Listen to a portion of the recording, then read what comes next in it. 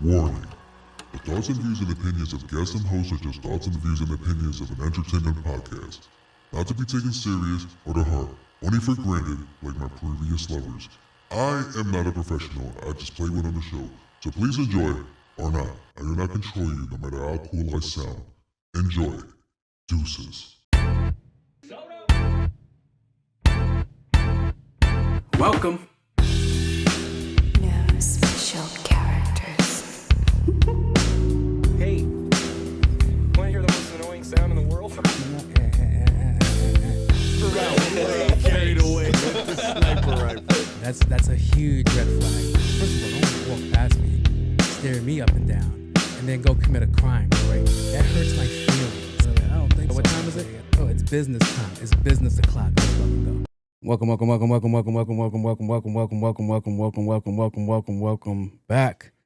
to another episode of No Special Characters. I am your host, Jose Luis, aka On my cool J. aka Go back to your 9 to 5, bitch ass nigga. aka Mr. Big. That's what they know me as. aka Wait, Jose! And guys, we're back for another episode of Those Special Characters. Thank you for joining in. We're at episode 190, I believe, and I'm only here to have fun. I'm lying to you, but we're gonna mask it off anyway. So let me go and get my stuff out the way and Hey, wanna hear the most annoying sound in the world? tell me what is the most annoying sound in the world. Special characters. Hey, This is culturally inappropriate. that is. You're not getting it. It's not Show talking is. to you. I know a gentleman that's going to be a Clocking. big part of an upcoming. Here I come. Here I come. I can't help it that I'm custom made. We have an emergency contact on my cool J. And hopefully you guys are doing great out there. If you're a New Yorker, shout out to you guys. You guys can see the hat I'm wearing today. Am I a sports fan? No, but I'm going to pretend that so people that are watching and scrolling through YouTube could see this hat. I'm like, is he talking about the Knicks? Probably. You're going to have to go find it. Hey, if you made it this far, like, I don't know if he's a Knicks fan. You're going to have to go find the section. I do have Knicks talk, but it's not the Knicks talk you want. So, hey guys. I just wanted to say, I've been on a whole watch trip lately, right? I've been on this whole watch dive. I want a watch. I want a Rolex. I know I've been talking about watches ever since the AP collab, but I really have been like deep diving into this watch thing. And I've just been studying watches, I've even been figuring out how to make a watch. Not like make a watch from scratch, like the little tiny components, but I ran into this YouTuber and he makes fake Rolexes, which is hilarious. Because he was like, I get all my parts from Alibaba Express. I don't know if I said that correctly, but this is not an ad, so it doesn't matter. And he was like, I could get you the timing for the Rolex. I could get you the timing from this. They're all Seiko guts. So it's the same conversation that we were having the last episode where it was like, hey man, you could get the AP, you could get one of these moon swatches right here that I got on my wrist, and then you could put it inside a metal casing. And it looks like it's an Omega, but it's Omega guts. Like, so I went through this whole deep dive and I found it so cool. I was like, oh, I could just do this. And then I was considering, hey man, I want to make my own watch. But if I make my own watch, then I'm going to create the one that I mentioned in the last one, the gold Rolex with the red dial. I want that. I want that watch. That's one of my favorite watches. But I'm like, but if I could make my watch, I don't want my watch to be like a replica or knockoff of a Rolex. I want you to be like, oh, is that a Rolex? Like, nah, this is my watch. And I want to put my own insignia on it, which is the Nscp with the logo and all this stuff, or maybe PTO. I was like, I want to do that. And like I said, I've been on this whole journey, right? So upon this journey, I'm over here thinking, I do have a watch collection, but it's not as extravagant as everything else that I want. So I remember I've been at my job for 15 years, right? I've been at my job for 15 years. And I remember 5 years in, they gave me a watch. I took this watch, didn't think nothing of it. I put it on the side, like on the side of my room. It's been there for 10 years, right? It's been sitting in this one spot for 10 years. We're like, whoa, did you put it in the drawer? Did you put it in a cabinet? Did you put it somewhere secure, somewhere safe? No, I did not. I took this watch and just threw it because it felt cheap. It felt flimsy. And I was like, this is highly disrespectful to give me this watch. And the watch that I'm talking about is this watch that's to my right of me right now that I'm going to show you if you guys are watching it on on the streaming services like YouTube or even Spotify. I don't know if we're on Apple yet, but cool. You can hear it. This is the watch they gave me. It is a TFX watch. So for 5 years, they gave me this TFX watch, right? And this is what they thought 5 years of my life was worth. I apologize for all the background noise, but this is just leads to a whole conversation of, yo, invest in yourself. Invest in yourself. It's not wrong to have a job and make money. It's really not. But the goal is to invest in yourself. The reason I bring this up is because I did the research for this watch. Like I said, I've been in this whole deep dive, this whole thing about this watch, right? So this watch is about $66. So for 5 years of my life, they gave me a $66 watch. And that's me being lenient, all right? I really think it's $30, but 66, it did last long. For where it was, where this watch was on the floor. I didn't put it nowhere nice. It was on the floor for 10 years. That says a lot about my cleaning habits.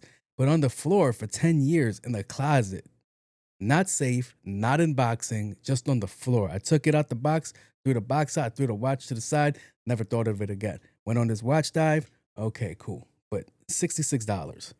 So let's say 8,000. All right, so it's about 8,064 hours a year, right? Times 5, that's 40,320 hours of my life. So the 8,000 is really how many hours I work a year, right? That's just estimation, right? That's not really including the overtime that I do, but that's what I'm going with, right? So 40,320 hours of my life that I gave away to a company for the first 5 years. And I continue to give away way more, but I make a decent amount of money. So, all right, cool. So $66. $66. And I'm like, yeah, I don't want to be here no more. And I just mentioned what I'm doing in the last episode over there at my job. And I was like, for the first 5 years, because I didn't care about the watch, I didn't study to learn about the watch, do anything with the watch, $66, which would have been my first red flag to be like, all right, they don't care about me. I gotta get the fuck out of here. Not that I think that any job cares about people like that, but it's just like, all right, I really should have been investing myself way earlier than what I was doing now. So, yeah, man, it was just such a crazy conversation piece. I was like, all right. So I went down this rabbit hole and I was like, okay, so this is a Belova, however, a Bologna. So that's the watch, right? Reputable brand, but it's a TFX. So it's under them. It's not an actual Belova, but it's like Sunny Guts. So yeah, man, I went through this whole rabbit hole, and I was like, this is just a lot to think of. This is just a lot to think of. I also went to go get that watch fixed, right? It was the wrong size. The battery died. It's Japanese quartz. Let me tell you something about this watch, all right? So the movement is Japanese. It has a 38 millimeter case, 9 millimeter stick, stainless steel, and base metal. It's not a bad watch. It has a white dial. Not cool. It is water resistance up to 30 meters. Look at me. I sound like a spokesperson. So this is the TFX 36B100. And it is classic, but it's an introduction watch. So this is supposed to tickle my fancy. It never did because I always had one of these on my watch, right? But like I said, I went down this whole rabbit hole of the watches that I did have from when I was in junior high school. So from junior high school, I've always had a watch on my wrist, not a Casio. I went and had my very first watch was a Guess watch because my brother had a Guess watch, and it was like a silver gold-plated Guess watch, and it was a tachometer, right? Do I knew what any of that stuff was back in the day? No, I did not. It just looked cool. So I was like, okay. And did I say that correctly? Let me read it. Yeah, I think I did. So I started with that watch, and I love that watch. That watch got so many compliments, so much attention. Remember, I'm like 12, 13 years old walking around with an actual silver stainless steel gold watch, and that really was unheard of. Back then, they were rocking Casios because they were cheap, cool plastic watches. Casio is still fire. G-Shock is still fire. So I don't want to say I elevated my company, but I elevated my taste in this section. So I ended up I got a Jacob when Jacobs were hot. I got a Techno Marina when Techno Marinas was hot, which is crazy because Techno Marina was bought by Invicta, and Invicta is a cool watch with a great history, but then it sullied itself, kind of like LeBron James. But it comes from this great lineage of Swiss history. It predates Rolex, and Invicta is now owned by some dude in Florida. And I feel like as much as I like Invictus, because Invictus are cool watches, they do have decent watches, and it's like, okay, too much of something. Like the reason Rolex is because, all right, there's a limited amount. The thing I don't like about Rolex and all these high-end watches is that if I want something, I just can't go to the Rolex store and be like, hey, can I get a watch? They're gonna be like, you're gonna be on a waiting list for 2 years. But I do have this in stock. They'll sell you something else just to see if you really want to represent the Rolex brand. Everybody that you see of a Rolex nowadays, it's from the secondhand market. Somebody pawned their Rolex, sold their Rolex because they didn't want to deal with Rolex. And now you could go to like a guy on 47th Street, 22nd Street, and all these places, and like in the jewelry district that I do plan to go soon to go buy a Rolex. And you just gotta hope they have paperwork. You gotta hope it's authentic. You gotta hope nothing's stolen. You gotta hope like the person that you're buying from isn't fooling you, right? So a lot of the times, it's like that. Or you could just get a super clone. My bad, I'm going on this whole watch diatribe, but it was just where my mind has been for the last 2 weeks. Just going down this deep dive of watches. And like this is one of the watches. I always mention that I showed it. Like I said, I've been on this thing. So this is a moon swatch Omega, right? So this moon swatch, I see to this day, people are just still swapping it out. This watch is from 2022. People are still swapping it out. People are still changing it. People are trying to convince people that it's in a real Omega Seamaster or Speedmaster. And I'm like, that's cool and all, but when you get around people that know about watches, it's like, oh, you're pretending. So yeah, which is why I kind of want to make my own watch without people trying to be like, oh, you're trying to copy a Rolex, you're trying to copy an AP, you're trying to copy this and trying to copy that. And I was like, well, once I saw the process, I was like, oh, I could just do this myself. I don't even need to go buy this from somebody else, people that make the mods, the Seiko mods, to make them look like Rolex. I posted on my Instagram a while ago about this. It said Seiko Oyster Perpetual Daytona. It just had every title that you could see on it, and I'm like, this doesn't look right. So it was like mad funny. So I was like, oh, okay, but yeah, this whole thing comes down to like, invest in yourself, man. Invest in yourself. Because that's where I walked away from this. After I saw that watch, I took it to the jewelry spot, a jewelry spot I've never been to. And I was laughing because I'm in there and I'm more knowledgeable about watches now. And I'm like, yo, can you fix this? I need you to adjust the band and change the battery, da da da da. And he was like, all right, cool, $25, which is a great price for all of that. Because I've been to other places, they charge $30 to $40. And yeah, man, it was just going in there, and I'm looking at all the stuff in display, and he had some old school. He had vintage Casios, vintage Seikos, and I'm like, you still have them priced at that price. And then I saw that Invictas. So he had $700, $800 Invictas that were like $60, and I'm like, you're not gonna get that for that. And then from there, we started talking about the APs and all the stuff, and it was just fun to be in there too. When I find it, I'll probably give him a shout out in the description. But yeah, at the end of the day, like I said, it's about investing in yourself. Just do this. Because to anybody else that watched it, I just showed you guys, yeah, it's beautiful. It shines. It still has its shine. Like I said, it's been on the floor. It still has its shine. Still has this.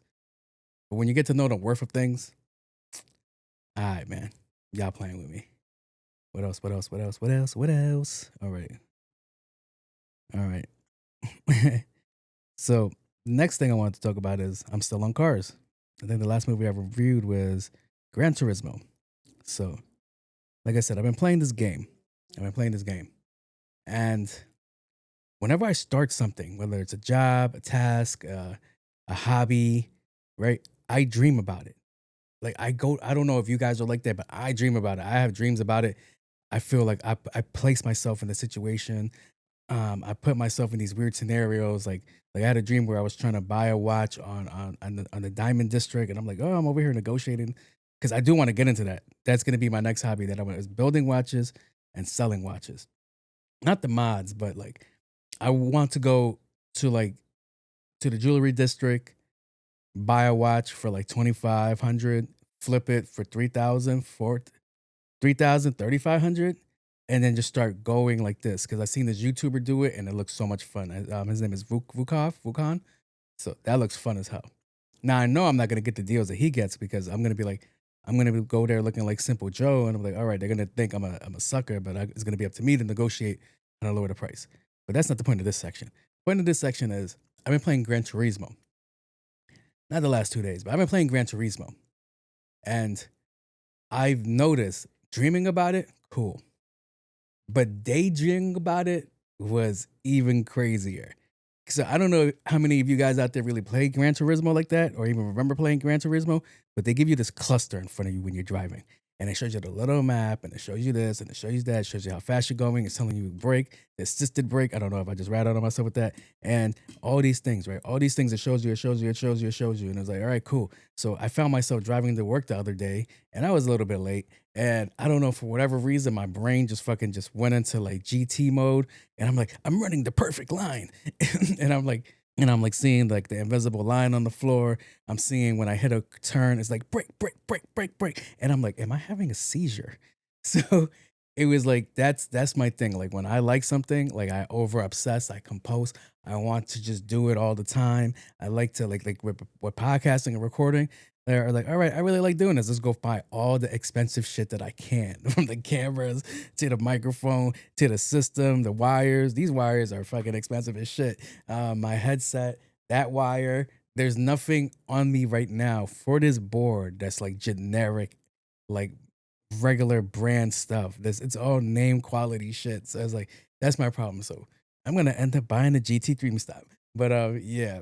But I've just been like thinking like that. I was like, yo, I've never had any delusions like that to be like, yo, I'm really starting to see things in the real life. I'm like, that's not good. That's not good. I'm like, oh my God, imitation and reality are combining.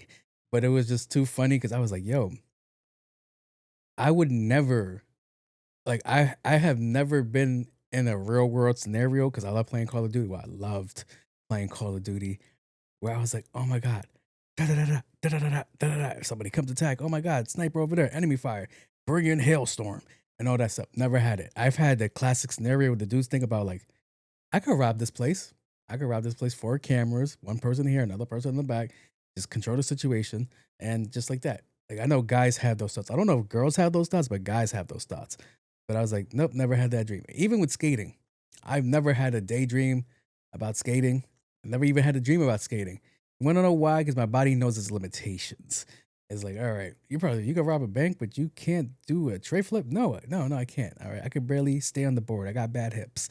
But yeah, it was just so funny. It was like, oh wow, this is unsafe. This is borderline delusional. I was like, we shouldn't be seeing these things when I'm driving. But it would be nice if like I'm driving and then my car goes brake. Actually, I had with the other Subi, with the Forester I had, it's like dynamic system engaged, dynamic system engaged. I was like, I must be wilding because I'm over here. I must be losing traction, taking a turn, going way too fast. And it's like, activate, save his dumbass life. But yeah, that was like one of the other things that happened that was like, I should probably talk about this on the show. Let's see. Oh, sticking on driving. I found out I was coming back from the movies. I went to go watch the Backrooms, as we're going to talk about on the show today. And this new generation of people, this new generation of drivers, these Gen Zers again, back to you guys, I don't think they know what flashing lights mean. Now, you're going to be like, yo, if you know me in real life, you'll be like, well, you have bright lights. I can see why people flash you. And I get that. You think my high beams are on, but they're not. My daytime running lights are on, not my real lights are on. So I'm like, I get that. So when people flash me their lights, sometimes I'd be like, all right, I get it. Thank you. All right. And when somebody flashes their lights and then holds the flash, then it's like, all right, time to activate the sun. I'm like, get ready for the show. And then they back off and they turn off their lights. But yeah, I was driving back home from the theater and it was dark. And I wasn't on like an expressway, a parkway, or none of that. But we were on like a route that required high speed. And this guy, not a guy, he was a kid. This kid was driving around his Grand Jeep Cherokee, and his lights were completely off. And then his car is like black, so you could barely see it. And we're not in a well lit area. So upon the drive, I see this guy. I was like mad far. I'm gonna say 150 yards out. Flickered my lights to let him know, hey, turn your lights on. All right, cool. So we're nowhere near a light, right? We're on this long stretch of road. Flickered my lights to let him know, hey, your lights are off. So let's say 2-3 minutes later, we get to a light. Okay. We both pull up to the light, and I'm hearing yelling. I got my music bumping, all right? I'm hearing yelling. Who are you to flash your lights at me? Do you see how bright your fucking lights are? You piece of shit. I ought to slap the shit out of you. Meanwhile, this is just my life. This is just coincidence, right? I don't know if he got more upset of the song that I was playing, but I was playing Kanye West, Flashing Lights. I'm not making it up. Not making it up, bro. It's just the luck of the draw, the way my life just happens, and with other things. It just syncs up sometimes, and it's like, no one will believe this unless they're here for it. So he's going off, he's yelling, and it's like I said, he's a young dude. So I'm like, whatever. And he's like, you're too old, and like he's just going off, like just yelling at me. So I was like, all right, we're at the world's longest light. We've been here for 2 minutes, and he's getting red in the face. I'm like, damn, you're that angry that you've been yelling for 2 minutes? You're that angry that you've been yelling at me for 2 minutes. You went 60 seconds past the marker. I was like, all right, fuck it. So I'm like, all right, whatever, man. I get out the car, and I start walking to his vehicles, and I show him my cock. And I was like, now you got 2 flashing incidents. How you like them apples? Let me stop. I didn't get out the car. I was just like, go ahead, bro. Go ahead, yo. Go get it out. Don't take it out on nobody else. Go ahead. You're mad at me for no reason. And after he was done yelling, I'm like, your lights are off. That's what flashing lights mean. Your lights are off. Your lights are off. He goes, well, as bright as your lights are, guess what? They can see me. And I'm like, you know what? Good. I'm making a left now. Good luck. Good luck with your drive. Good luck. Good. Bye. So after like, let's say like 30, 40 seconds of driving away, because I was making a left and he was going straight, I just seen him turn on his lights. I was like, you just yelled at me for 2 minutes and 20 seconds for no reason. For you to still cave in and turn on your lights. I was like, yo, but I was really wondering, do they know what flashing lights mean? Because this is not the first instance, well, not where I've been cursed out, but where I flash lights to people and they don't know what that means. Like they think they're being bullied. Like, are you road raging me? No, your lights are off. It's dangerous. Like you're in a dark car. We're in a dark, not well lit area. Your lights are off. So the week before that, there was this girl. We was in Glen Cove on this narrow road, not well lit, right? Driving around in her Corolla and her lights were not on. So I'm driving around with my car, and once again, I'm behind somebody with my lights on, and I'm seeing on my ways, hey, there's a police officer coming up. So I flickered my lights to give her like a heads up. Okay. Nothing, no response. I was like, all right. When I catch her at the light, I'll let her know, hey, your lights are off, turn them on. But with the way the police officer was positioned, it wasn't going to happen. We were going to get to the police officer before we got to the light. So I was like, all right. It is what it is. I did my duty. I warned somebody like, hey, turn your lights on. And just as sure as rain, he saw the lady driving and he pulled her over. And I was like, that's when they try to look for the tickets. So I was like, oh, okay. But I was just wondering, how often do like Gen Z people or even millennials know that, hey, flashing lights is not road rage. It's just somebody, well, not in the way that I was doing it. Now, there's dumbasses. Oh, like last night I was driving, right? I was on the HOV lane and driving home. I got 22 miles to go down the HOV lane. I got my car in cruise control. I'm going 70, allegedly, right? And got on cruise, going 70, and whenever police show up, I put the shit on. I take it off cruise control, and I regulate the speed. So I'm driving on this strip. Nobody's behind me. It's raining. We're chilling. Nobody behind me. Nobody in front of me. Right, and even the regular lanes, nobody really there. And this idiot in a Subaru, which one? The BRZ, right? The BRZ. You got the BRZ. Just roars it behind me and starts tailgating. Tailgating, that's the one though. Tailgating is the cooking one. I forget what the phrase is, but he was like on my bumper for like a good 2 exits, and I'm like, okay. So he wanted me to like leave the HOV lane. I wasn't leaving the HOV lane, and normally, if my car didn't need a new hub right now, I didn't want to risk jamming my brakes on him and breaking my hub even more. But I was like, okay, I just let him stay back there for like a good amount of time. So it was like he was aggressively like flashing his lights at me to get me to move. And I'm like, brother, there's 4 lanes here. You chose the lane with somebody in it out of the other 3 where there was nobody in it. Like, yo, get out my face, bro. Like, get out my face. But it was just very entertaining. I was like, okay. And then whenever you see me smile, like you see me do like a little big smile like this through my rearview mirror, just know some fuckery's coming. So just in case you ever see a silver Subaru with a roof rack, if you're doing some dumb shit around me and you see this smile on my face, just know you're gonna have a long night, brother. So, or sister, doesn't matter. I don't discriminate. But yeah, it was just okay. But that's basically my week. It was just all over the place. There was nothing that really intersected with each other except the driving portion, but it was like, wow, it was cool. So I think I'm gonna get out of this section and I'm gonna go over to the movie review section. Oh boy, over the top. How outre? All right. This week we're gonna review the movie Backrooms. If you don't know what Backrooms is, you must have been under a rock. Backrooms has been a story going on since 2010, and they made a movie out of it. They made a bunch of video games. They made a movie about it, right? And I liked it. I didn't go there with high expectations that this was going to be the most amazing movie ever. It's just a movie that just felt nostalgic, right? So like I said, it started off in 2010 with a picture on this old channel called 4chan, or was it a website? Whatever. I think it was a website called 4chan. A picture of a yellow office building took off to this whole lore.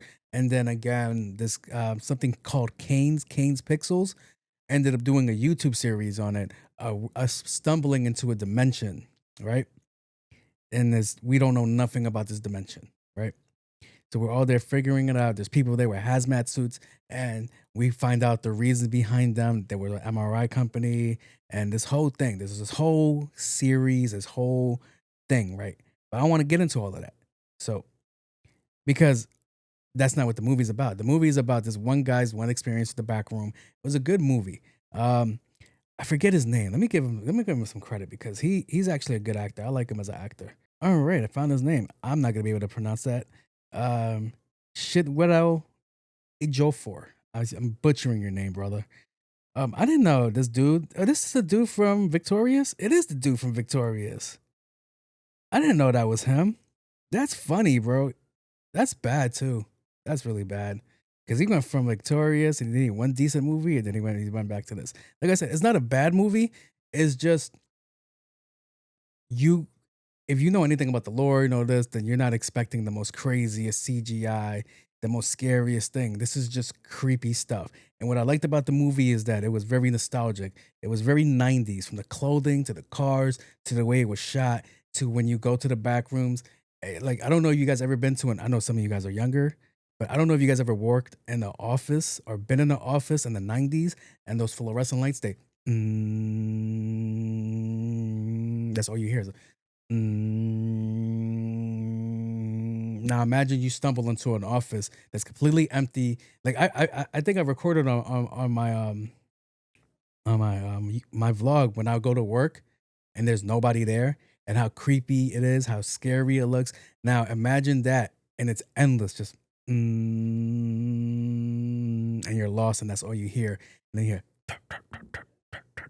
just random footsteps, or you hear like something screaming in the background, something yelling in the background, and that would freak you the fuck out. So this movie takes place in the 90s, of course, and this guy's he's going to a psychiatrist because he's dealing with things in life.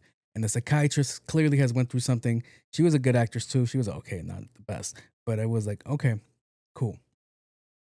Now, the whole meaning of the movie is that it's about self-reflection. It's a mental health movie. That's why I was like, that's why I came like, all right, because the Backrooms was never meant to be like a mental health movie. It was just you stumble across this dimension and there's weird things going on. This thing looks scary. It looks eerie. It looks all of this stuff, right? And it's like, all right, cool.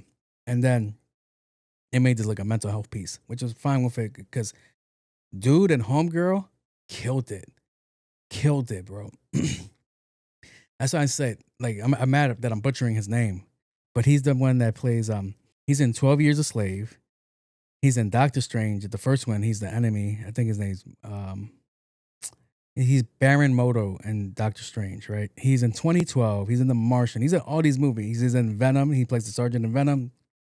He plays Victor Sweet in Four Brothers. So if you haven't figured out who I'm talking about yet, then I don't know how else to break it down to you. But he does this scene with the psychiatrist. And it's a great back and forth, right? It's a great back and forth. And you can see how he just starts normal. He's like, yo, I'll pretend to be him. He's like, he gets home and he goes to the kitchen and he breaks like a glass. And his wife comes down to argue with him. And he's like, I'm sorry for waking you up. I apologize. And the wife's like, so why are you late? He was like, I had late inventory. There was just a lot going on. I just got here. I apologize for waking you up. I'll clean up the mess. She was like, you're lying to me. That's not what happened. He was like, I broke the glass. I don't know what you're talking about. She was like, you're lying to me. That's not what happened. I could smell it on your breath. He was like, all right. I went to the bar and I had a couple of drinks. So why wouldn't you just say that? Like, why are you lying to me? Because it's already past that. I'm home. I just want to go home, relax, get ready to go to work. No, this is the problem with us. This is why I don't like. See, this is why I don't think this is working out. She was like, you are such a failure. I don't know what to do with you. Like, and he goes, I'm sorry, but I'm over here trying to maintain this family. I'm over here just trying to make things happen. I want us to be great. I want the store to succeed. I need all of this to happen so we could just get the lifestyle that we want. And she was like, you are a fucking loser. And you will never amount to nothing. You will never be nothing. I'm freestyling now. I'm just talking about my relationships. But she was like, you will never be nothing. And then and he goes, well, who quit medical school? She was like, well, I got pregnant. How could you use that against me if I got pregnant? He was like, but that's over. Our kid's kind of big now. You never choose to pursue it. If you would get off your fat ass and go to work, if you would help me with some of the bills in this fucking house, then maybe we could get further in life because you're just sitting down doing nothing. So imagine that. And it was a very intense scene. And it was fire. I was like, oh, I felt all of that shit. I was like, oh my God. Are we still in the movie theater or we were just a little fly in the wall? It was like, oh, okay. But it was just dope. It was a dope scene just for that one moment. And then you get into the back rooms. And the whole thing is like, the back rooms is, the way they described it was like, all right, if you talk to a person that's never seen a dog in their life and you tell them, you give them little context clues of what a dog is and you tell them to draw it and they would draw what they think a dog is, but not know what it is, it'll be similar, but it'll be different. That's how they were explaining the back room. The back rooms is like, this is what somebody thinks the world is like, but it's not really. Like somebody somewhere across the world, they found an office and they replicated the office and they just went crazy with it. And there's other sections like the slides, which I'm mad they didn't have, the pool, the one Christmas room, the sand room. There's all direct reflections of these things from the real world down there. And they're just trying to figure out what's going on down there with up here. So they're just taking things, bits and drabs, and just putting it down there. So is that the real lore? Not really, but that's what they want for the movie, just to break it down for normal audience people. So in the movie, they was like, the back rooms is a representation of like your own thought process, your own hell. And I'm like, that's cool, but not really. So it all ties into the end because it's like somebody explaining what the top world is down there, and they're just copying what it is. So they'll see that people are deformed. You'll see things that are out of the ordinary. You'll see things that are just crazy down there. And it ends with the movie because this girl his therapist goes looking for him because they had a weird interaction in the office where he was like, well, I'm going to go down here. I won't be back for a while. Right. Just to bring her proof of this place that she doesn't know exists, but feels like something. I don't know how to explain it, bro. The Backrooms is a representation of your own personal trauma, right? For him, he created something down there. He felt distance. He felt like he didn't connect with people. He knew he was a bad dude. And he ended up saying it. He ended up making it out in a scene where he's reenacting the same scene that I just did with you guys down there, but he's over there hurting things in the back room. So it's like, okay, this is his true character. These are his true flaws. And then you got the psychiatrist that's already been through real trauma, real danger in her real life. And she noticed like, hell no, I'm not getting stuck down here. If I escape real life trauma, my own versions of a real life back room in my own life, then I'm not being stuck in somebody else's back room. Basically, the whole movie is like, you never know who anybody really is. All right. You don't know anybody's darkness. You don't know anybody's real secrets. And you trying to be cool with somebody could drag you into their own world and could cause you your life as well. Not like physically, or sometimes physically, but if you're around somebody that's a drain or a leech and you allow them to always be a drain and a leech around you, then eventually it's going to affect you. It's going to take an impact in your life that's not going to be for the best. So it's like, all right, so it's best to like know your boundaries and just know how to walk away. So that's really what the movie's about. Like, hey man, like, yeah, this is cool and all, crazy dimension, but no, I don't want to be part of your shit. And to be honest, that's always been one of my fears. Like that's one of my irrational fears in life, that I'm gonna walk into a place and boom, be somewhere else, be in another dimension.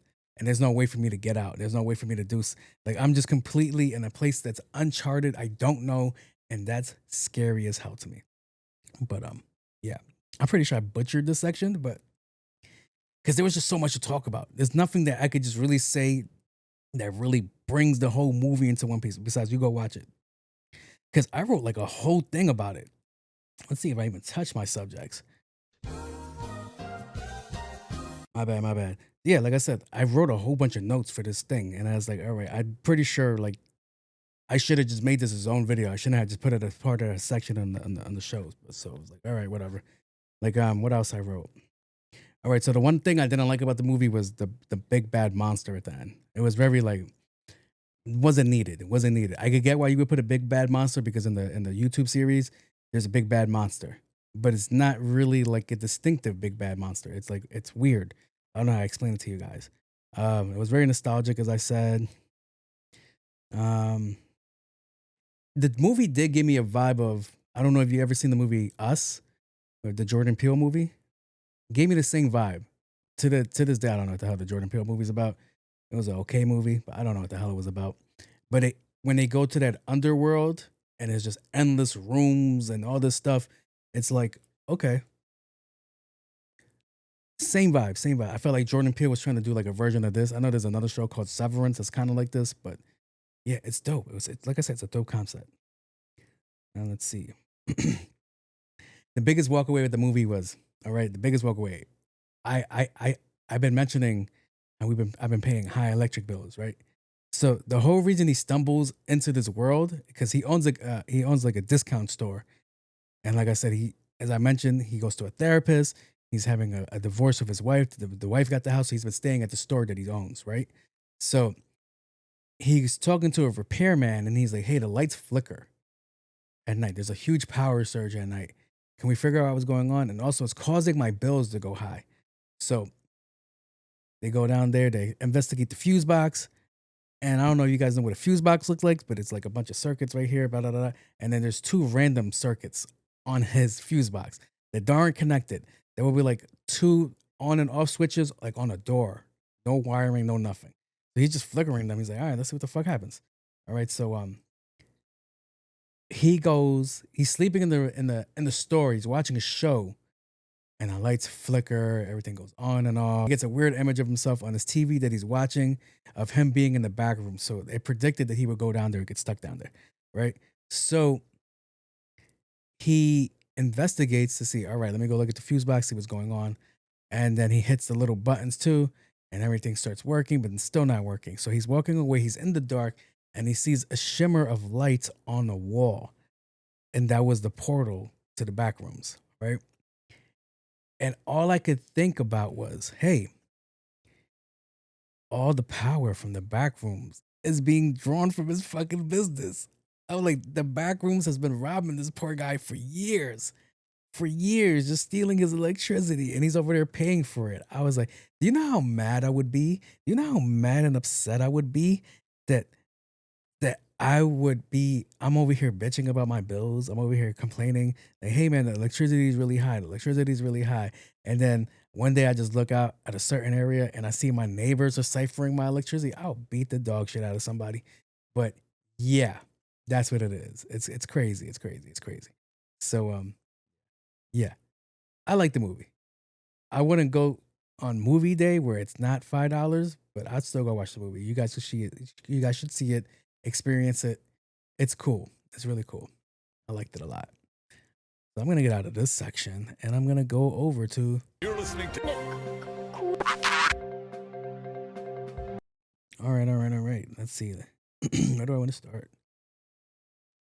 Do.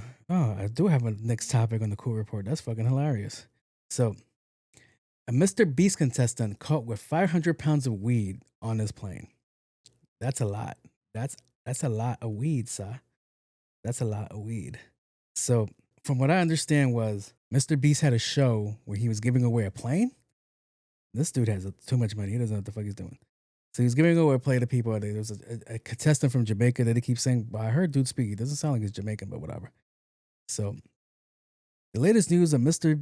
All right, I guess this is just a news thing. All right, so the latest news of Mr. Beast jet winner is about Jabari Brown, known as Captain Treasy, who won a private jet valued at 2.4 and 2025's YouTube challenge called 100 pilots for one private jet. See, he has too much goddamn money, bro.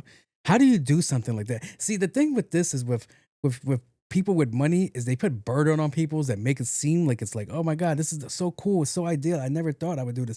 Like when people give you a car, like, yo, what if I can't afford the insurance? What if I can't afford the registration? If I can't afford to park it on the street? I don't have private parking. Everything's public. It's just becomes, I got to do maintenance. I got to do this. I got to get gas. I got to do this. Right. And it's like, all right, cool. That's a car. That's a car. Then I've seen shows of, we're giving away horses. Do you know how expensive it is to house a horse, feed a horse, take care of a horse, the vet bills? Shit, I can tell you, it's a lot with a dog. I pay about $700, $800 a vet bill. So here goes a private jet for $2.4 million. You got to house it. You got to engineer it. You got to make sure it's safe. You got to do all this shit. So I'm like, hearing this story, all right, it doesn't seem so out of the ordinary. It doesn't seem so out of the ordinary. It's like, all right, I can see it. I can see it. Like, oh my God, he gave me a $2.4 million jet. I got to keep it somehow. I got to make it work. Nobody's just going to privately hire me. Great. You gave me a jet as a first-time flyer. Do you think they're just going to hire me? You're going to be like, hey, man, what's your experience? I won a jet on a TV show. Yeah, we're going to pass on your offer. Mr. Beast be putting you guys through struggles that look like blessings, but they're not blessings. So it was very like, whoa. But 500 pounds, 577 pounds of marijuana is crazy. So let's see. Brown cooperated, snitch with the investigators, and was released while 3 U.S. passengers remained in custody. The aircraft Brown 1 was not involved. Okay, all right. Reading comprehension skills, but still. Mr. Beast and his team put together a challenge. All right, relax. We already know that. All right, so that's good. It wasn't Mr. Beast's plane. So my whole thing was, if this was a separate incident, why are we bringing up Mr. Beast other than he gave him a plane? Like, okay, whatever. Context clues. But that's wild, bro. That's wild. Because how can you say you didn't know nothing about the drugs on the plane? How could you say that? How could you say that? How can you get that off? But I didn't see them load the cargo of fucking 500 suitcases. like weed ain't small. Weed is not easy to like pull off. If it was liquid, something like that, okay, cool. But still, it's like, you didn't notice that these 3 people only had luggage? They only had luggage. And how did they think they were going to get this off through customs? There's just so many things flawed in the story. So, yeah, that's crazy. And him coming out as much as I joked around, like, yeah, he's snitching.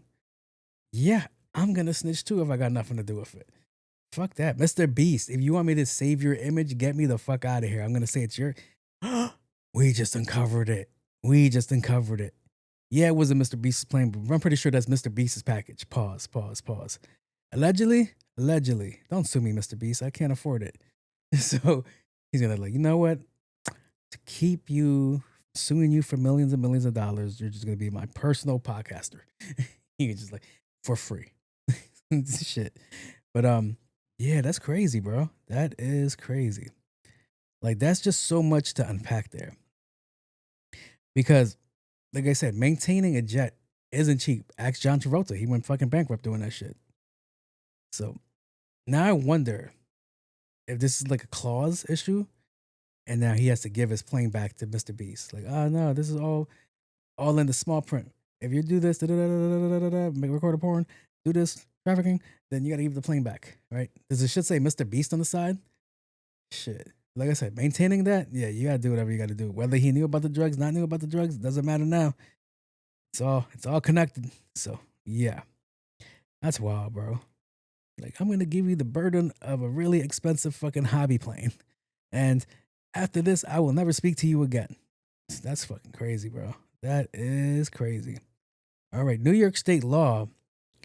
There's a New York State law. There's a new New York State law about gendering parents. Yes, we're back on this bullshit again. So apparently, what's her name?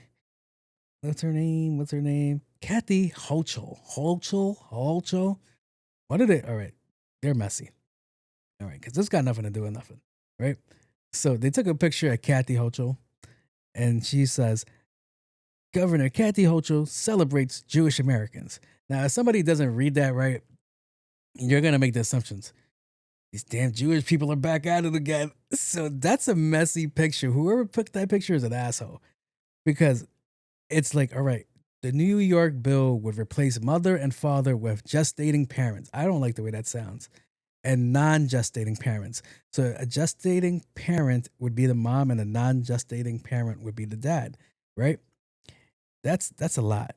That's a lot. So these are the fucking conversations of gendering, pronouns, and all these things. Him, her, she, her. This is the same thing.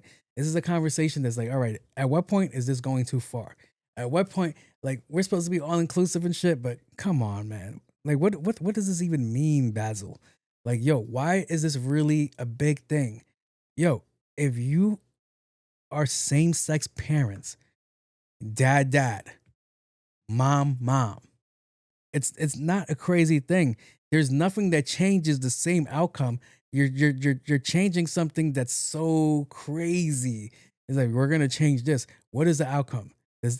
I'm like, it's still the same. Whoever had the baby, if there's two dads, they're two non-gestating parents. These are my two non-gestating parents. That's not even cool. Like, imagine, like, dada. Like, no, baby, don't say dada. You have to say non-gestating. Yeah, that's not happening. You're never gonna hear dada again, or mama, or any of the other words.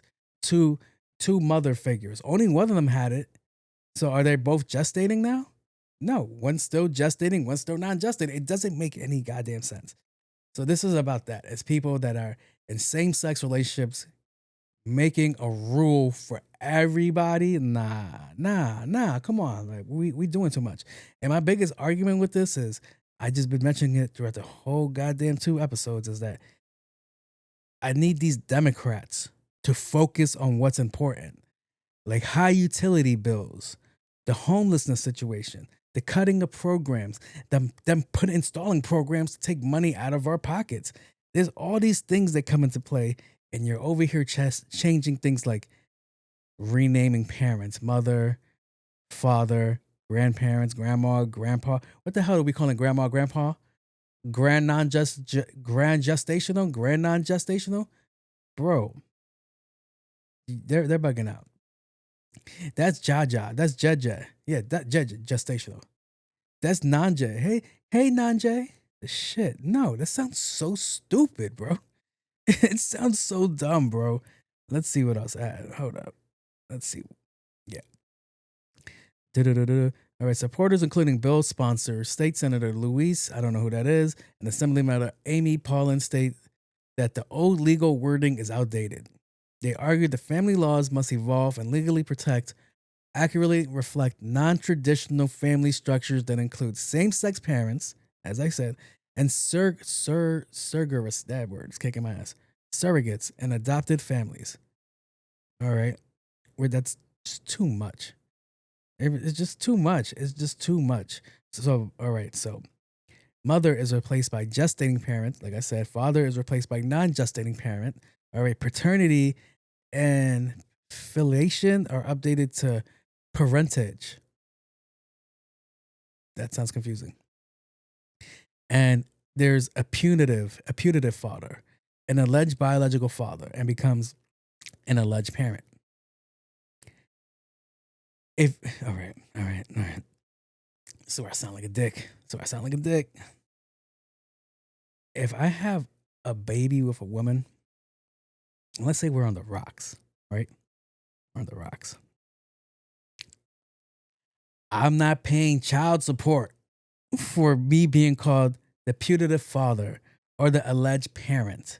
That's putting doubt in my mind that that's even my kid, even though it probably is. It's putting doubt in my mind. And in the court system, that's doubt. Alleged parent, the alleged robber, the alleged this, the alleged that. Come on, son. What are we doing here? You're not going to call me the alleged anything. Are you crazy? That's the alleged daddy.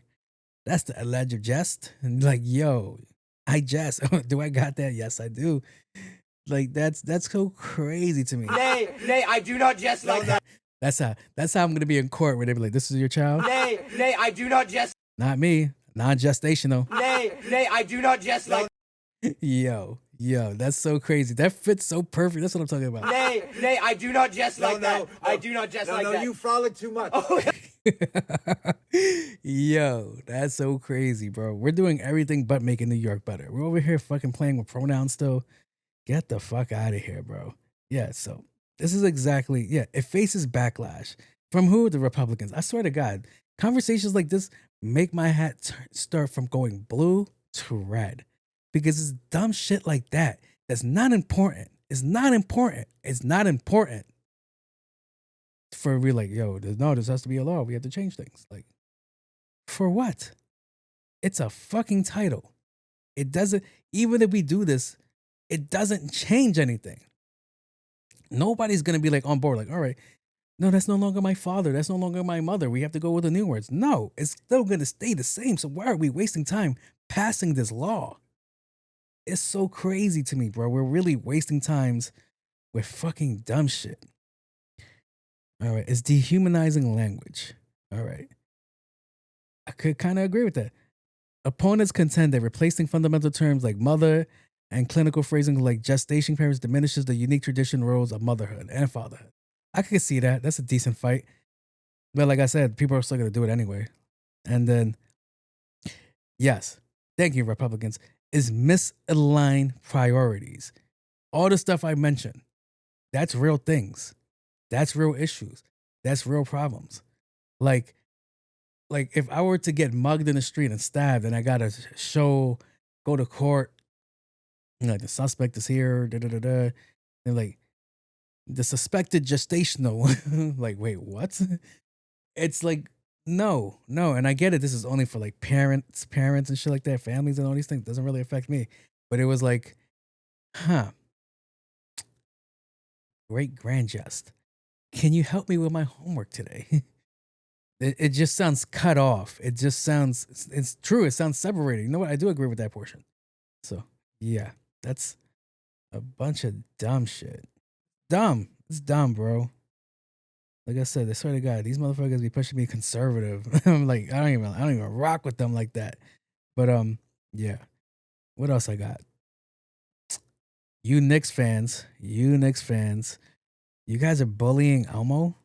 Is that what's going on in the streets now? You guys are bullying Elmo? That's crazy. Apparently Elmo made a tweet and Knicks fans are like, nah, take that bullshit somewhere else. Can I find it? He is being relentlessly cyberbullied as jokes by Knicks fans and NBA posts. All he wrote was, Elmo hopes both teams have fun. Elmo, you little bitch. All right, there it goes. I apologize. This isn't a time for sportsmanship, Elmo. The streets ain't sesame. That's pretty funny. So somebody wrote, coward. Yo, streets won't let him forget this, traitor. Yo, that's hilarious. If you're a neutral in situations of injustice, you have chosen the side of the oppressor. That's deep. All right. Don't you dare forget your roots, you little red fuck. Yo, I hope Elmo gets priced out of New York and has to move to New Jersey. Yo, I'm done. You live in NYC, you fucking traitor. Yo, Grover clears. Oh, Grover's with the Knicks? Yo, get out of here, son.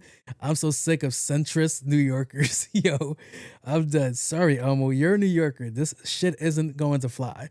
Yo, they're really mad. Knicks fans were typing in a thick New York accent in these comments, calling Elmo a pussy. It's fucking jokes. So, yo, that's funny. We were actually talking about this yesterday, me and my cuz. We went to go see him, and we were like, New York fans are different. New York fans will risk it. And he brought up a topic that I wasn't even thinking about, which was like, yo, when they come out here to play, when the Spurs come out here to play, they're never going to be safe. They're not safe.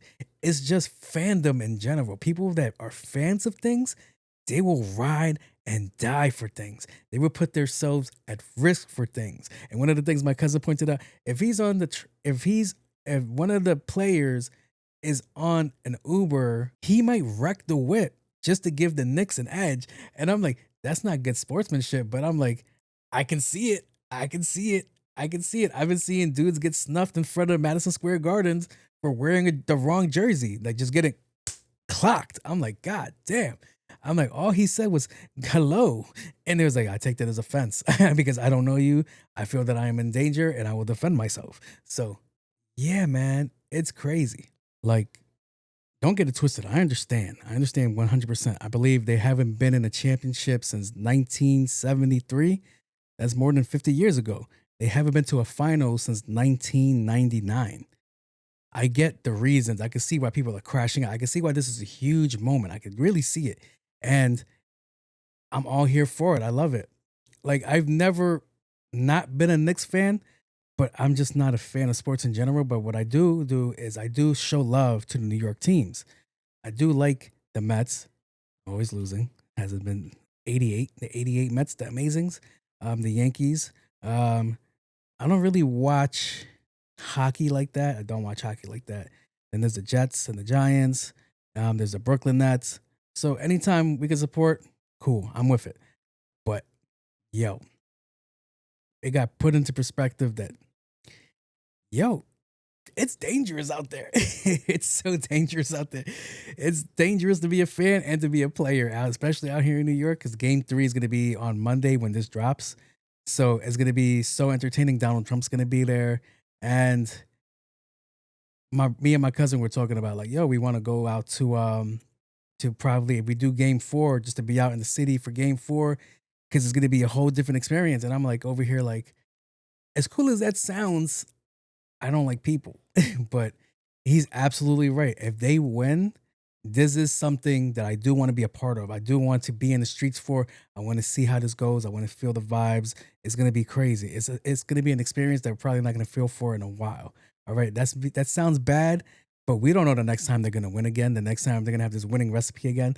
It's going to be so crazy. If they do it in 4, that would be even crazier. Like a clean sweep would be wild. So yeah, and we'll be. I understand. Because we were like I said, we were talking about it like last night, and he was like, they got to worry about where they check in, they got to worry about their driver, they got to worry about the airplane, they got to worry about food, they got to worry about who hands them water, you got to worry about who says hello to them, somebody that shakes their hands, somebody that does something. They're gonna give them the Hana virus. They're gonna figure out a way to take this team out because New York has needed a win in so long. It just needed one for so long, and this seems like, hey, this might be one. This is the closest thing that we had to a win in a while, in a super while. And I was like, the only time I could think about this is like when the Yankees are close to winning something, or I was going to say the Mets. I was like, let me stop it right there. Definitely not the Nets either, but go team. So yeah. It's crazy. It's crazy. I definitely want to see where things go from here, and to see if Elmo makes an appearance to Madison Square Garden, they're jumping him. They're jumping him for that neutral comment, because you at this point you can't play the middle. You can't play the middle. You can't play the middle. You can't play the middle at all. Either you're with us or you're not with us. And at the beginning of the series, I was not. I was definitely not. I was like, I don't know. But talking to my cousin, he was like, nah, they've been more consistent. He's like, they've been moving forward. Every time they just keep getting closer and closer and closer. So I was like, you know what? I'll join you guys. I'll join you guys in hope. I'll join you guys in giving good positive feedback to your spirit. You know what? Fuck Elmo. All right. Grover gang all day. Yeah, I'm gonna just show you guys love and support my New Yorkers. They got the Brunson egg and cheese over there. They're doing special ice cream, Nick's flavored ice cream. And I don't know what a Nick's flavored ice cream is. That doesn't sound tasty. Nick's colored ice cream at like Ralph's. Everybody's just in the New York theme, the Knicks theme. They're making bagels the color of the Knicks colors. It's just dope. I like to see that going. I like to see it coming. Pause. All right. I'm going to get out of this section and we're going to go to... Wait, Jose! Jose, I got to tell you something! All right. Where do I want to start? Let's do it here. So you wouldn't stop and tap a stud is what you were saying in the last episode. Who said that? It wasn't me. I clearly gave Young M.A. a shout out. Who said that? Not me. You were a list of comprehension skills, buddy. Comprehension skills. All right. Why? All right. So I get like people going like, all right, but they're really masculine and they're really this and they're really that. If you don't know studs the way I know studs, a lot of them have a lot of hidden potential down there. A lot of them have like, whoa, that's what you're packing down there? Like a lot of them got ass and charities. A lot of them, untapped potential. So you just got to deal with a little roughnecking every now and then. You know, like when they get into an argument, they start talking all crazy. It's like, all right, hold up. Kimberly, relax. That's not my name. That's my dead name. Like, yo, relax. All right. Okay. Also, if you do find yourself in a situation to take one down, like I said, no dude hasn't been there. It's kind of like an abandoned building. Like, oh my God, there's so much room for activities in here, but in a tight space. And I would warn for you to be safe. All right. Because you might be getting it in, doing your job. And then they might get carried away and try to turn you over and You're not even noticing that she got in the strap. She getting the strappy on, bro. Like you're about to be cooked. So you gotta be able to be, you gotta always be on point. All right. Don't fall asleep next to her, right? With your ass cheeks up in the air. Don't do that. All right. That's setting yourself up for failure. That's what I'm saying. But moi? You think I wouldn't tap a stud? Are you crazy? Some of them, like I said, when they do the flip back, when they go to court, I'm like, like that. What's that lady's name? I'm legally blind. Yeah. Give me that right there. Give me that little Manny Fresh looking chick. So yeah, I'm totally fine with the Studleys. I'm totally fine with that. I have no problem with that over here. Spreading lies on my name. Crazy. I never met somebody like you. Like I said, all you gotta do if you go down that rabbit hole, just know that you gotta be on point all the time. All right. That's like going to sleep in the jail. And it's like, oh my God, you look hungry. Give me some chochon. But yeah. All right. Next question I have. You start your show off with a very Latino name, but it doesn't suit the show.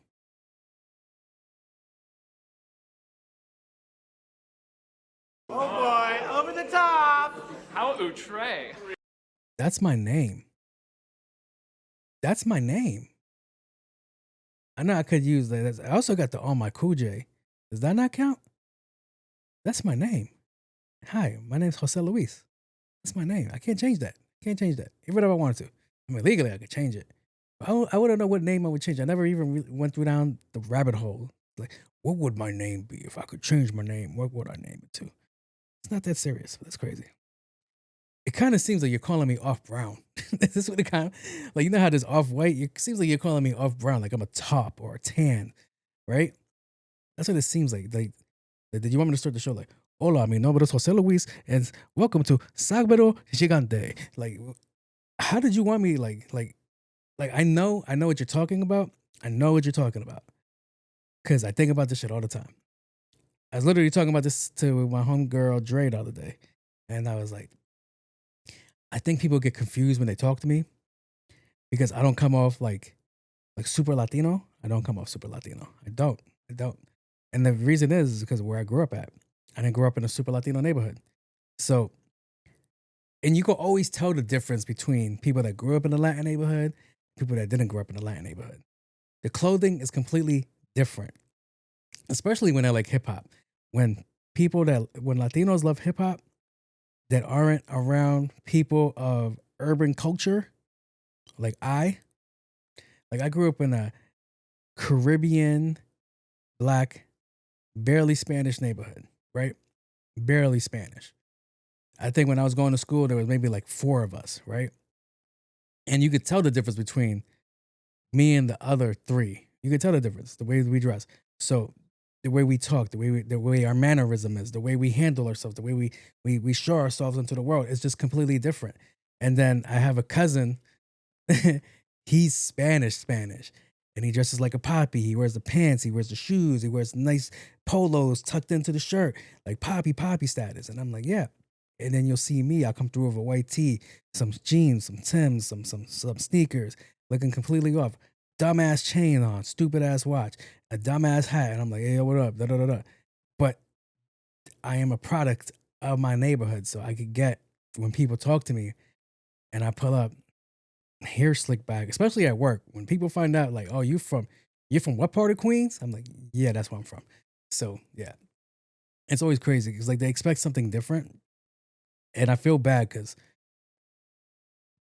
with the Latino people at my job sometimes. They look like they want to communicate. And like, hey, ¿cómo estás? Da, da, da. I'm like, good. Thank you very much for asking. And like, why are you only speaking back in English? Because my Spanish isn't that great. But I always do wonder how I would have been if I grew up in a traditional Spanish area. Like, I always wonder. Like, my clothing would definitely be different. You're probably looking at my clothing like there's nothing different about your clothing right now. I was like, when Latinos from Latinos and Spanish, purely Spanish areas, they start loving hip hop and they start dressing like hip hop, right? They do too much. Like the clothes is baggy, super baggy, like 90s baggy. I'm like, well, we don't dress like that no more. Correction, I don't dress like that. So it's like, you're outdated, but okay, whatever. Or they just buy the wrong swag. Like Jordans are Jordans, but when you start pulling up with all the Team Jordans, that's how they differentiate right away. You got all the Team Jordans, bro. He never even wore those before. So it's like, all right. But yeah, it's just different style, different swag, and different talking mannerisms. And I always wonder if I grew up in an area like that, how different would I be? Now, don't get it twisted. When I say Latino, I mean Latino. I'm not talking about Puerto Ricans and Dominicans. I'm talking about Central Americans, South Americans, Mexicans, all right? Those are different types of Spanish. See, Dominicans and Puerto Ricans are there, but they're not really there, all right? Like sometimes you'll get like Dominican poppy, white shoes. Okay, got it. So, yeah. But yeah, I don't know what you want me to do with the show. I'm like, that's like, I can't speak about things I don't know about, even though that's majority of the show. I can't speak about. They're wilding. Like, I can't speak about a Latino life if I didn't have a full Latino life. Like, I can't speak on that. So, yeah, it's crazy. It's crazy. What else did I write for this guy? Yeah, I can't speak about growing up Latino if I didn't grow up Latino. I was very basic Latino, but my parents were always working. So it's like, all right, cool. And then every now and then I'll go see my cousins. Cool. But I can't I can't give you an all Spanish show if that's what you're asking for. And I'm not gonna change my name because that's my name, Jose Luis. There we go, Jose Luis Gotcha. Jose Luis Gotcha has been part of my fucking staple since forever, even though there's a real guy by that name, but whatever. Rolling guns and tons, General, Amaral. Let me stop. All right, so let me go over to the next question. From anonymous New Yorker, is it okay to love NBA basketball more than your wife? Let me think about this. Let me think about this. The girls aren't gonna like this. But yes, you're absolutely right. You can love NBA basketball more than your wife. You can love it, all right? The girls, I just lost my listening ship. But think about it. You can always count on the NBA to be there on their slotted time schedule, right? You go always count. Like, all right, I know 3 o'clock, it's going to be on. 4 o'clock, it's going to be on. 8 o'clock, it's going to be on. Reliant, resilient with the time, right? If you can't find it here, you can find it somewhere else, right? Come on. Where else are you going to get that kind of security in a relationship that you can always count on something to be there? Think about it. So that's already a 1-up. That's already a 1-up for me. It also keeps your relationship spicy. Think about it. Like with your girl, you're kind of like, all right, same thing. All right, Thursday's relationship night. All right, cool. With the NBA, it's spicy. You never know what you're going to get. You're either going to go in for a win or you're going to go for a loss. You're either going to see a fight, you're not going to see a fight. You're going to see somebody in the glizzy cam, you're not going to see somebody in the glizzy cam. All right, the kiss cam, you never know. Somebody's going to get caught cheating. It's always spicy. It's always different. So you never know what you're going to get. So that's 2 for the NBA for me. Another thing would be if you know the right people, if you know the right ways to move, you could make money off the NBA and it's not considered prostitution or pimping. All right. That's 3 in a row. What more do you want? Like, who's not gonna get that choosing the NBA over your wife is crazy. And the final piece, the piece de resistance, would be you won't get judged for having a man crush. You won't get judged. The NBA doesn't judge. It encourages it because you could get a jersey with your man's name on it. Like, oh my God, that's my boo. Yay. All right. And you won't get judged for watching men on TV playing with balls. All right. Good? No, I don't know. You tell me. I know some of you guys, I know I just. Oh boy, over the top. I know I lost some of you guys at that one. But it's so true. It's so true. And the girls are like, fuck you. All right. The NBA cannot make you a cook warm meal. If you go to a game, you can get a glizzy. A little expensive, but get a glizzy, a beer, or you can bring that stuff in. You can order it. You can Uber Eats it. You can do whatever you want. Some would say it's a better relationship. Some would say it's a better, not me though, but some would say, just the last part, but the rest, I get it. But the NBA always keeps you on your toes. All right. You're going to be like, 8 o'clock, this is supposed to happen. If it doesn't happen, hey, what the fuck? It's like when you go out with your girl, like, hey man, we need to leave by this time. I'll be ready. We have to leave by 8. I'll be ready. And then 8:45, still doing their makeup. Like, what the fuck? So, yeah. I get it. Some would say the NBA is a better wife and a lover if you ask the right ones. Let me stop. But that's a funny ass question because it's right in the middle of next season, all this stuff. So it's like, all right, cool. That's funny as shit. And I know I've ruined your day with my answers, but yeah, man. Thank you guys for submitting your questions. I'm gonna go and move over to the next section. I mean, before we move over to the next section, I'm just saying you can have matching outfits nights on every day that they play, or you watch the NBA. You and 3 million other people. Like, think about it. That's a highlight to me. But all right, let's go and get on to a part-time lovers, a section where people like to submit their questions, and we try to give them answers the best that we can. Whether they take the information is completely up to them. I am not a licensed professional. I am just play one on this show. All right, I'm just a guy with a microphone and the camera talking to you guys. of complete nonsense, and it just sounds like You sound like a bunch of gibberish. that's basically 90% of the show here. So without further ado, I'm gonna get into the first question that we have. Oh, that was a lot. That's a lot. Hey, whoa, what the hell? So mad. No longer dating fat niggas. Whoa. I got desperate, let one of y'all hit, and I heard some ungodly shit. His ass cheeks were clapping like they were in the club or something. Why did his cheeks sound heavier than mine? I'm over y'all fit bastards. Oh boy, over the top. How outre? Hold up, bitch. Hold up. Why I catch a stray? The nerve. The fuck? All right, I'm gonna read it for you guys. Fucking goofy bitch. I'm no longer dating fat niggas. I got desperate, let one of y'all hit, and I heard some ungodly shit. His ass cheeks were clapping like they were mine at the club.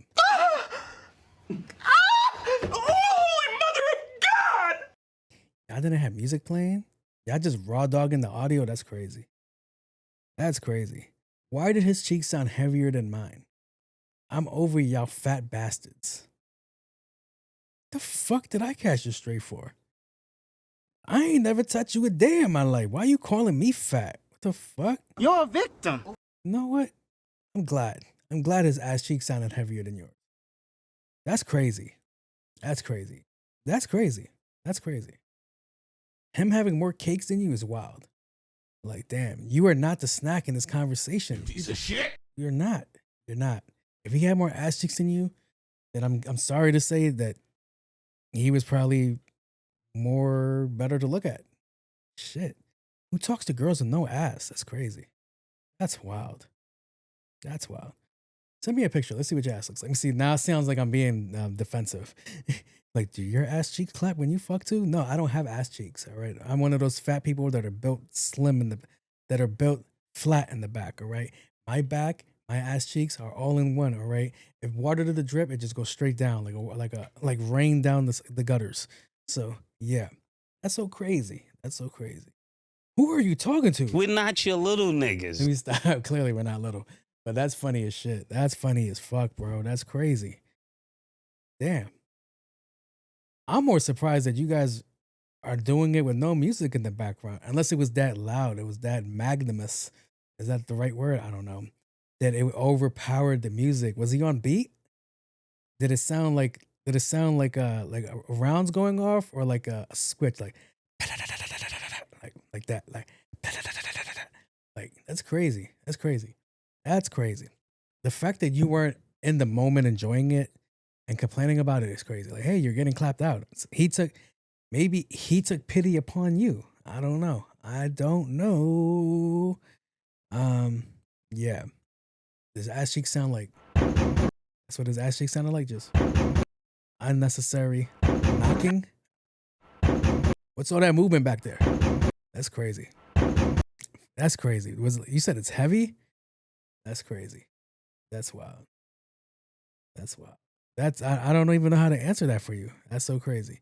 I know I pissed you over my answer. You're probably like, Oh, yeah. That's how you finna look after I put my hands on you. shit, that's crazy. I mean, if you want to take out another test drive, let me see what you look like. And I'm trying to see what that be like right there. Look, be that. I mean, letting fat dudes hit. I might as well give me a chance. But yeah, that's wild. That's wild. Just notice that once I do what I do, you can't be like, I love you. You can't be like that. I want to take you away from all of this. I mean, there won't be no love. There won't be no love there. I tell you that. But yeah, that's so crazy. All right. Shout out to him. Shout out to him. You know what? Shout out to him. You know what? Shout out to him for. God, that was so toxic.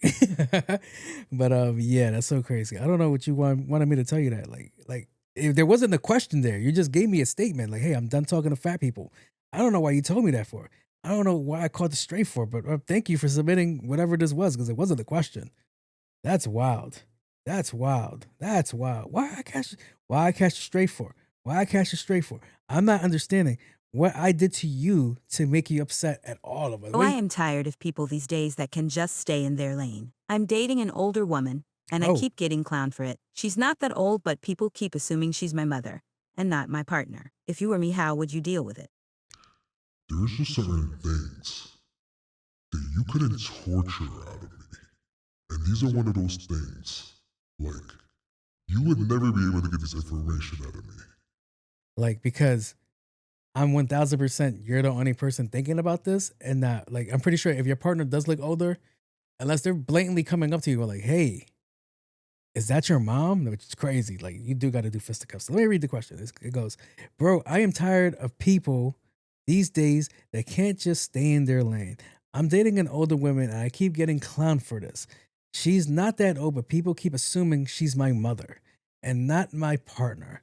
If you were me, how would you deal with this?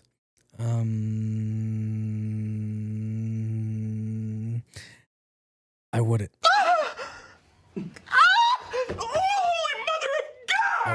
I wouldn't. As cool as older people are, I'm not into it. It's just different. It's just different. I'm sorry. It's just different. I'm not trying to have gray pubes in my teeth. The fuck? Whoa. That was a step. But yeah, why do you care what other people think? Are you happy with your partner? Do you like your partner? Do you guys both like taking your pills? Oh do you guys both like taking your do you guys both like taking your Metamucil in the morning? Make sure the rest of your day goes smooth. Your vitamins in the morning, all right, your omegas and all that stuff.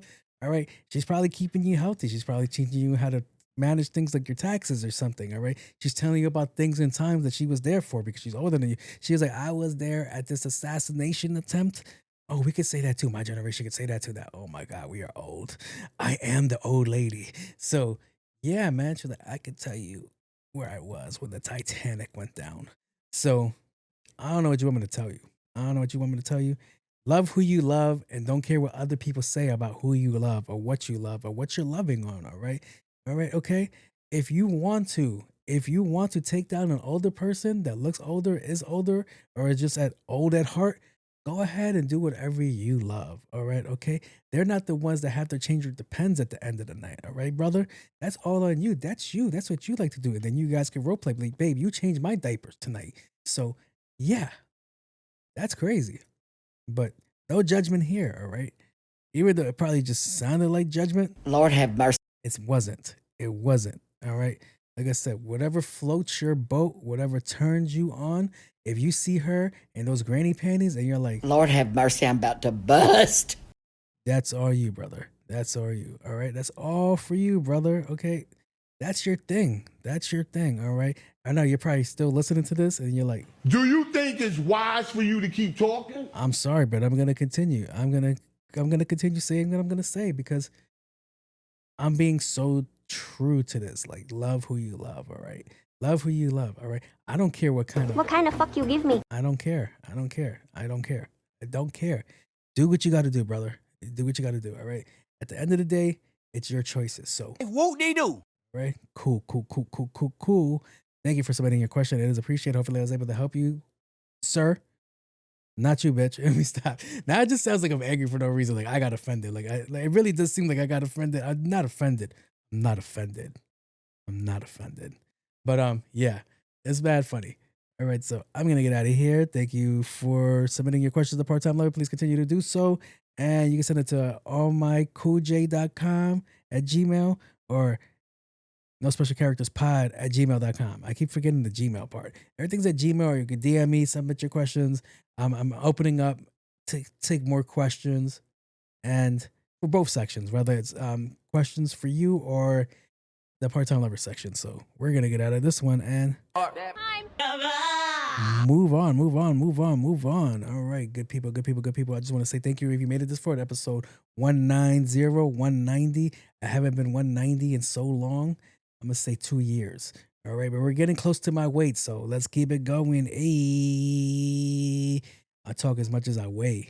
Let me see. So I just want to say thank you for everybody that's still here, and I want you to know to keep continuing your dreams, keep chasing your dreams, keep doing your dreams.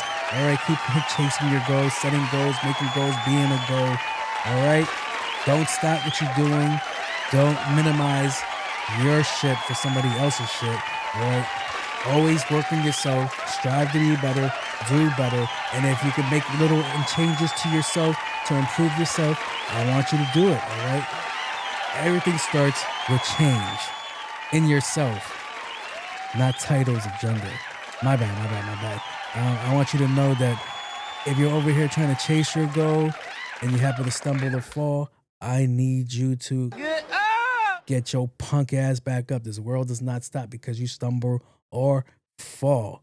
All right, good people.